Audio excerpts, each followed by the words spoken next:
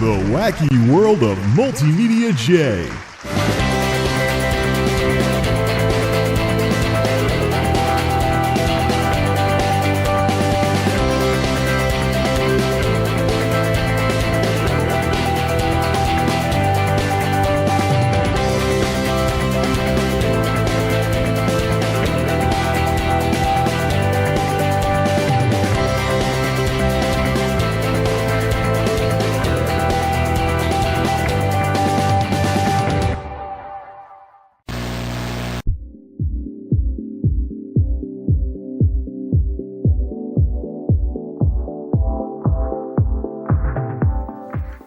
For those of you that may be wondering why I'm including YouTube stuff in the geek links that are supposed to be cross-links to the other sites, it's because Cyber Monday is this Monday. It may be the case that the 9 to 5 has a lot of nonsense beginning on Monday, so this is my last hurrah with uploads for a while. So I'm also uploading faster than I normally do, in terms of turning content on versus waiting for it to get to a certain amount of views. Part of that is in response to some of the stuff Cinnamon Toast Ken was talking about, so I don't want to artificially hold back content because of automated problems that are not being caused by people not getting around to watching everything that's being uploaded. So it's a very, very tough balance to maintain. But I think with what Cyber Monday may do with the 9 to 5 starting on Monday, it'll all even out in the end. In the meantime, just expect larger and larger geek links, because I want to give people plenty of time to catch up in case I am not uploading stuff for days or weeks after this. Regardless, let's get back to what we want to get done this weekend and cross the Cyber Monday bridge when we get to it. First order of business, everything that was supposed to be recycled on Friday has earned a stay of execution until the end of the year.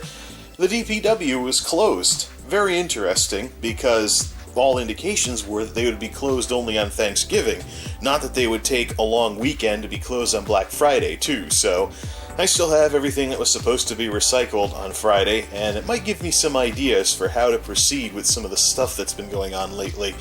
But we'll cross that bridge when we get to it. We can still keep filling up the tote, and I would like to have a lot less totes up here in the very near future once everything is reorganized. But it looks like for now at least, I have the opportunity to maybe do things differently or something like that when it comes to the stuff that was supposed to get recycled on Friday.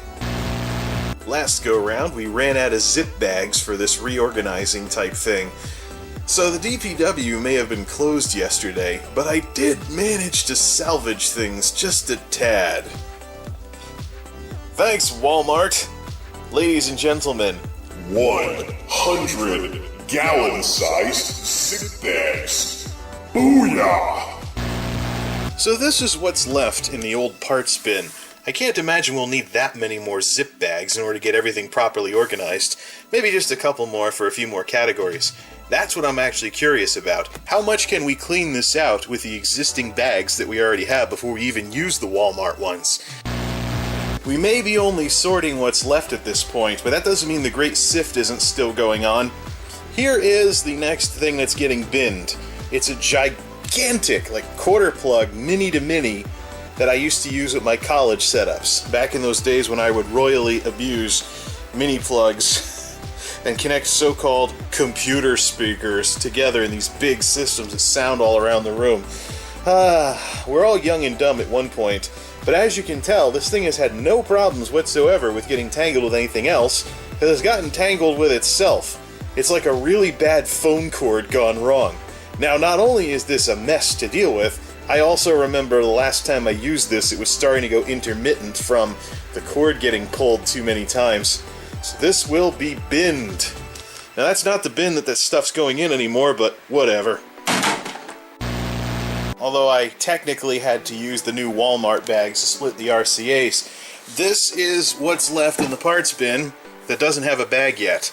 So a few more, we'll take care of everything. And the rest is garbage. So, phone cable, headset, what's that? Ooh, this is binnable, I think. Look at that, is that a game port? Yeah, it's a game port, and I'll bet any money those USBs aren't even USB 2. What is this from? Asus? Yeah, well, that one can get binned. And I missed. I knew that basketball thing wouldn't work very well. Another great Sift decision that I'm making here is ribbon cables. They're done. permanently. 40 conductor, 80 conductor, nothing I use or want to use still uses these. Everything's serial ATA.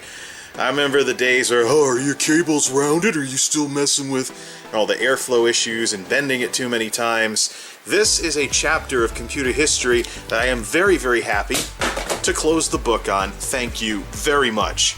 Right, let's get some bags together for what's left.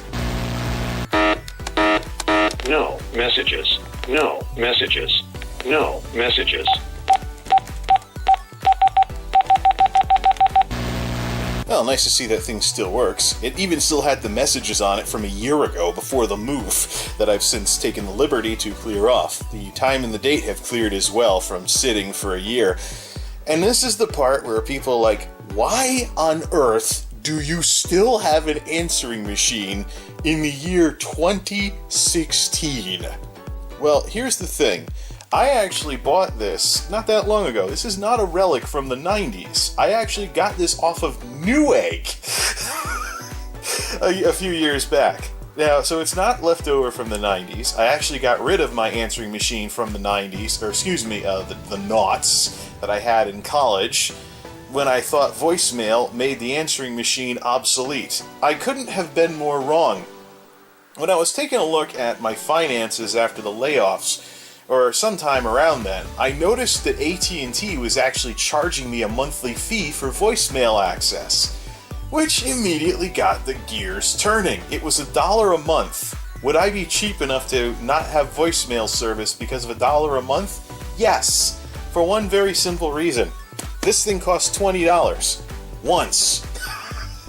So after about a year and a half of old school phone service with voicemail, this thing is more worth it, because it's a fixed cost instead of something that's ongoing. As silly as that may sound, and as splitting hairs as that may sound, it's also simpler. You get home, you push the button. Messages. You don't have to worry about, what's the number to call in? What was my passcode again? I'm actually very tempted to hook this back up and have it answer at less rings than the voicemail service. So this thing fills up first, and then everything goes to voicemail. Just gotta do some tinkering to get that working properly. Oh, but what about when you're not at home and you want to check your messages? That's what the remote code is for. Just don't leave it on the default that everybody can guess. So, yeah, as much as answering machines are a niche product these days, $20 on Newegg, ooh, real expensive. They're actually, if your telecom company is too stuck in the past to realize that a monthly fee for voicemail is one of the dumbest things you could do in this day and age where old school phone service is considered a legacy technology. Yeah, there is still a very, very narrow way in which an answering machine can shine. Ergo, I'm not throwing this one out. I already got rid of an answering machine once and wished I had it back. That is a mistake that I will not be making again. I don't care how yellowed and outdated and relic from the past this is. Even though I'm in Uverse territory here in Frontierville, Connecticut, the Uverse gateway converts the voice over IP phone service around here to regular telephone something or another. Unless there's something buried in the code that keeps these things from working, I'm keeping this around. Oh, and for the people who really want to get nostalgic here... Hello. Please leave a message after the tone.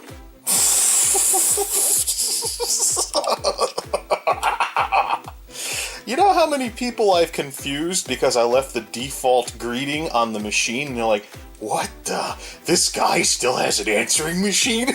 Hello. Please leave a message after the tone. Maybe I should hook this thing back up just to mess with people who think they have the wrong number. And there's the finished product. Yay, it all fits. Anyways, rather interesting though. Apparently my memory was a little foggy on the details. I did some digging through old social media posts and found out why I got this answering machine all over again. I was off on a few things, but the corrected details actually make the story even more interesting. What happened was, and first of all, this wasn't around the time of the layoffs, unless the year before it counts. I actually picked up this answering machine in 2011. Summer 2011.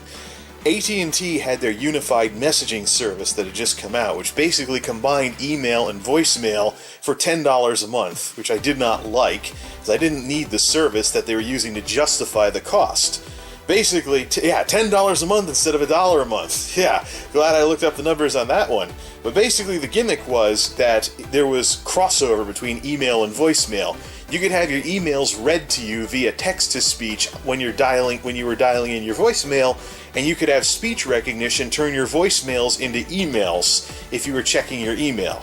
It was a gimmick as far as I was concerned, and considering I used email a heck of a lot more than voicemail, I interpreted it as charging for voicemail by whatever means are necessary, said no to the gimmick, and canceled the service. Just went with an answering machine instead. Fortunately, though, Frontier has not continued that gimmick, and the telephone part of my services package actually costs less under Frontier than it did under AT&T. So, yay! One stupid tradition put to rest after Frontier took over AT&T Wireline Connecticut. Now for a little something that might make the folks at the 9 to 5 do a double take, as well as one of the more depressing bins of the great Sift. These things right here, they're Sennheisers. Usually I associate Sennheiser with stuff that doesn't break. But, in this case, it was my fault. We got a while if there's any chance of repairing these. We have till the end of the year to figure it out. But this, I've talked about this at work with the whole thing with the Pick-to-Voice headsets and how I'm worried about the microphones giving out because this piece gets bent too many times. And it's possible with the Pick-to-Voice equipment for a dying microphone to look like something else is wrong, like the thing it broadcasts to not working correctly. And I mention these all the time because once upon a time I was stupid enough to wear these around my neck and bend the living crap out of the microphone because I was doing ventrilo for WoW raids and stuff with just the mic and using my speakers for the audio. It was push-to-talk, so the noise from... It was push-to-talk, so the noise from, not using a headset wasn't as big of a deal with the raids back in the Lich King days and whatnot. But basically, because of my complete and total misuse of this microphone, I've severed the wiring to the mic inside the flexible rubber part. So that's been severed and the microphone no longer works. If there's a way to find where it broke and re-solder it back together, that would be awesome. That'd be awesome. That'll save this from the recycling pile and give me another gaming headset to use if by chance I ever want to use one again. But as it is right now, there's no light at the end of the tunnel for this thing. Heck, it even has a control thing halfway down for whether the mic's on and off, what the level is. Actually, I think that's a volume. Thing too. It just doesn't have anything for the mic level. I have seen some gaming headsets with sliders for the mic and then knobs for the volume, but not that expensive. It was, I think, a $30 headset in the first place, so it wasn't all that expensive or anything, even though it was Sennheiser. But what a bummer. If anyone has any ideas on how we can get at that microphone wiring to fix the part that got severed, leave a comment. That's a video waiting to happen right there. Just gotta know how to take those things apart, and then we'll bust out the soldering iron. We're done, ladies and gentlemen. It's the end of an era here in the Geek House. I think actually I've been doing the parts bin thing since college, but I know definitely since getting out on my own after college, I've had this horribly unorganized parts bin, which is now completely empty. I got it down to garbage only and dumped the rest out, and the stuff that was going in the great Sift bin is already there. We might take another look at it later on to reconsider things as well, but this is the result. Far more organized, although some of the shoe polish got on those drawers. So, far more organized. The interesting part about this new setup, though, is, number one, I can see things from the outside without having to open all the drawers. What's in this one? What's in that one? Well, some of it anyways. The interesting part about this setup is that this setup is going to sort itself automatically without me having to lift a finger. If there's something, because what I'm going to do is when I need something, I'm going to take the whole... So first you look through bags when you're looking for stuff. You're not untangling cables, except inside the bags. So here's the interesting part. Whenever I get done with these, whatever drawer I put it back in, I'm always going to put stuff on top by default. So, theoretically, the stuff that I'm looking for more often will be closer to the top at any given time, and the stuff that I don't use very often will eventually end up down on the bottom because I haven't used it in a while. So it's pretty ingenious, actually. Use zip bags to subdivide Sterilite drawers. And of course, I'll do the ergonomics thing too. The least used and heaviest stuff is on the bottom, and then eventually up to the top drawer, which is the stuff I want to get at the most. So there will be some reshuffling. If one drawer seems more full than the other, I can move things downstairs, so to speak, or upstairs, or something along those lines. But this, when we back away, looks substantially neater than just having a tote sitting there with wires going out the top and all kinds of other crap and whatnot. If it weren't after dark here in this very, very knocking on winter's door part of the year, I'd run this down into the cellar right now and just see what this would look like without the clutter. There's another tote underneath it, but that's got stuff that is more for like trading at local secondhand shops or something. This was the junk bin, and it's now empty. Now, as I continue forward from here, if I find more stuff that's not in a bag in this thing, then I will add it to its respective bag. And there's plenty of bags left to now organize my toolbox and all kinds of other stuff as well. There are a few odds and ends, though, that will be going somewhere else. I tend to keep adapters in a desk drawer up by the television, so that can go there. This jumper pack can go for stuff going out to East Starland if I want to send a shipment. This whammy bar can go back on its guitar. So I'm sure seeing these drumsticks here just begs the question, what, drumsticks in your parts bin? Well, yeah, they're left over from a bygone era when I was trying to learn how to play the drums. They're too big for any of the zip bags, so I'm just going to leave them loose for now and figure something out for them later, or just toss them in loose like the big stuff in the bottom drawer. So what am I doing with drumsticks? Especially these Lincoln Log 5Bs and stuff like that. There was a time, once upon a time, when I was trying to learn how to play the drums in my church's praise band. And I was drumming in the night service, which was more mellow, and they didn't have the A team, so to speak, for the band. Anybody who wanted to learn could play in the night service. So I was there, I was in the night service, but I had a lot of problems playing drums. For one thing, I had nowhere to practice without disturbing people. I do have the practice pad from the Yamaha setup that I could use, but even that would make a lot of racket because you were basically hitting a piece of rubber all the time. So my neighbors through the walls are, what's a good way to...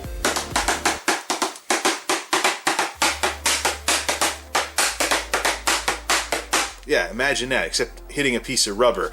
So yeah, it wasn't totally silent, even though I was sending the sound through the headphones and things along those lines. So I had a lot of problems, even though I did get the, holding the stick loosely so that your wrist isn't doing all the work and things like that. Even though I was picking it up and whatnot, there was a lot of things. I couldn't really practice very much anywhere without worrying about making too much noise. I also had a lot of problems where I was worried about being too loud versus the other instruments. They've since installed plastic, or not plastic, but giant plexiglass enclosure for the drums so they don't overpower everything. They mic it actually, and they use the mixer to turn the drums up and down, so you never have to worry about being too loud. Woohoo! But that's the thing. I was worried about being too loud. I was worried about where the heck am I going to practice this stuff. And then I was also worried about if I'd get all bravado on the stage and screw up big time, you look like more of an ass when you're like, "Arr!" and then miss a beat and stuff like that. I still have the sticks and I still have the cymbals. So I still have a ride, a crash ride, and a Chinese, and a couple of Wuhan splashes and stuff from when I was playing around with that stuff. And I still have my pulse percussion kick pedal. It's all 10-year-old gear now, and I don't think I'll ever use it again, because the Lutheran churches I'm involved with basically have organs and that's it, maybe a keyboard, but they're not really too big on the bands and stuff like that. So, other than a pep band or something, even if I did get into some kind of band, or I did some kind of music recording here, where would I put the practice kit? It's not exactly prime. Real estate comes at a premium around here in this geek house, so where exactly would I put the practice kit unless I went down in the cellar and made a lot of noise there?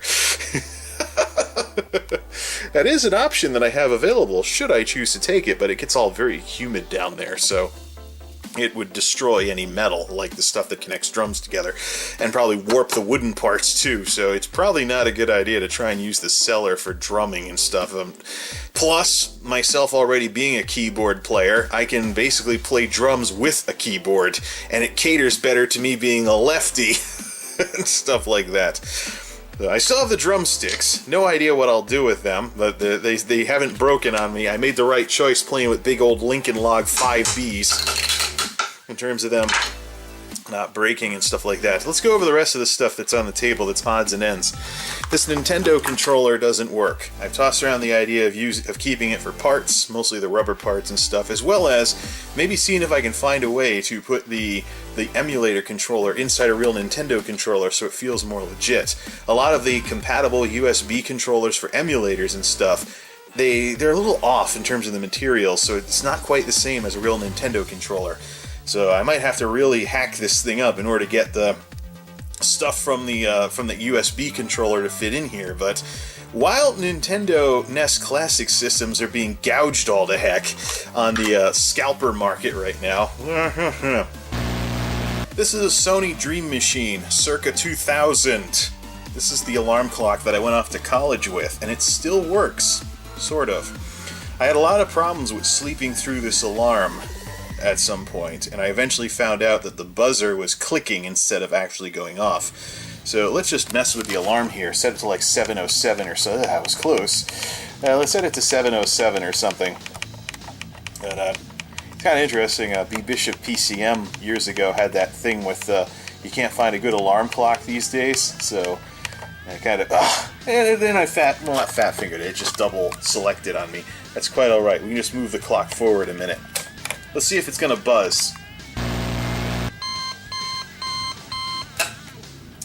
But there was a time when I tested this, and it clicked instead of beeping. So I think there might be some issues with the beeper in this thing. But actually, let's compare it to the one that I'm currently using. Here's the Dream Machine that I'm currently using. It's hard to see because we have warmer light in here, but this is actually yellowed. It used to be white, and it's yellowed with age. So now it really is 7:08 p.m. But let's set the alarm to, and it does have button problems, just like, alright, 7, 8, set to 7:09 p.m. and stuff like that. This is actually the backup of the backup of the backup, I think. I have the Nintendo DS, which is a computer which has never missed a buzzer. You need the speakers to blow completely for that to happen. I also have Cortana on the laptop that does an alarm as well. And if both of those fail, that means this is the backup of the backup, sorry about that. If both of those fail, then this thing goes off 5 minutes after the last one. So it's got one more minute here. It's green and whatnot, but because of the coloring and stuff like that, the plastic's yellowing and it's actually noticeable. However, how is the volume on this compared to the one out there, I wonder? Yeah, it's higher pitched and it's louder. Okay, that's the reason why I use this one. So, the question is, where's the niche for that other one? Maybe I should get rid of that Westclox one, which is also from college, but it's not as robust. You may have to do a wattage test or something. Okay, I think we're just about ready to start wrapping things up here. I also went through the tote of stuff that was potentially tradable or stuff that I already set aside for the Great Sift earlier on that I don't know if I've shown it in any videos yet or whatnot, but let's clear off what's left on top of the Sterilite drawers and we can move forward from here. Getting with this Vantex Stealth 80mm fan. Where'd the wires go? Must have broke at some point. 80mm fans are basically use them till I lose them. It's not important. It runs what? The Silver Bullet? It runs what? In the Silver Bullet, and that's it? Relic from a bygone era. Much like these devices right here. The cable and antenna switch. Remember these? Of course, we used to use these with video games all the time because they were basically coax splitters. So you just put a cable in one end, then your video games in the other, one of those two. I used to switch between consoles using RF modulators with this thing. So, very, very old. As is this one. This one actually has inputs, either 75 ohm coax or those little rabbit ear antenna terminals that had to be screwed into place there. Want to know why they were called rabbit ears? Well, think what the connectors would have been like to go into these screw terminals. Cable, antenna. Oh yeah, rabbit ears. Funny we mentioned that. Righto. And then there's this little beast right here, which I actually used to use with my Atari. Actually, I think this was my Atari Switch. This was my Atari Switch. You say game and TV. See, here's rabbit ears, which went to more rabbit ears over here, but this is not a coax port. This is where, this right here, is not a coax port. This, I think you had some double-sided tape on there at one point. This is not, no, this isn't coax. This looks more like RCA. This is where the thing from the Atari would go. So this is my old Atari Switch from my 7800, way back. Needless to say, the 7800's been long gone. My very first card reader only reads regular SD, not SDHC. No brainer. And then there's this thing. This is some kind of S-Video. It probably went with a TV card I used to have back in the day. It's old school. See ya! There's this USB-D cable. I was wrong. There was one USB-D cable that broke on me. Look at that. Because it got crushed. So it is possible to break those things. Now, then here's this thing. Here's something I'm not going to be throwing out. This little block right here is 12 volt, 2 amp, positive tip. I wonder if this would fit in the keyboard, and I wouldn't have to use that giant Radio Shack block anymore. Nope. Little detail I so quickly forget, that the keyboard is the one and only negative tip device that I have. By the way, while we're on the topic, we just got done mentioning earlier about me playing drums on the keyboard.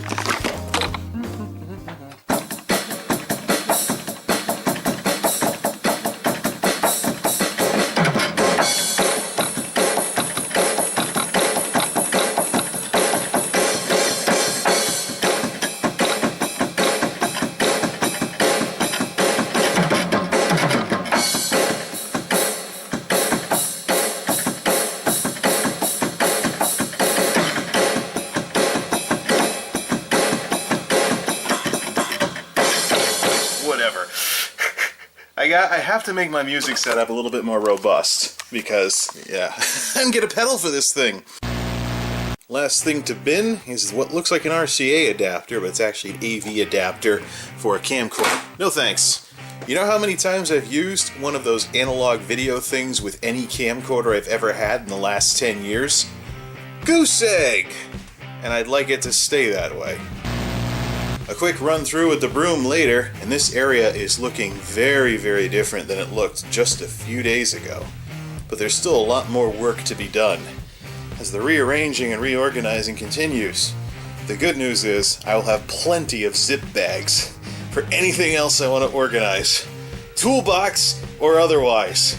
If I happen to take those Sterilites to double height though, I gotta remember to make sure the next one of those I get has some wheels, so I can wheel the whole thing around as needed. It's kind of annoying to try and drag this thing across the floor, and it keeps wanting to fall apart on me. Hey, this is the cheaper of the Sterilite stuff. It's not like, well... I have one more bad joke, and then we can call it a video here. Hey y'all, I just want to say a quick howdy, and thank you kindly to all you people left a comment saying you really, really liked my drawers.